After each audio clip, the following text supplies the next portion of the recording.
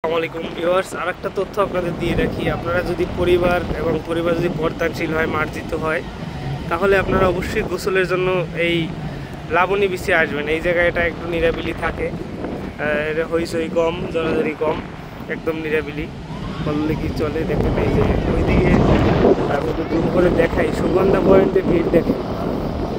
এই যে সুগন্ধা পয়েন্টে ভিড় দেখেন, এই যে কত ভিড় সুগন্ধা পয়েন্টে। আর ঠিক পাশেই এই যে আপনার লাবণী পয়েন্টটা একদম নিরিবিলি বলা চলে।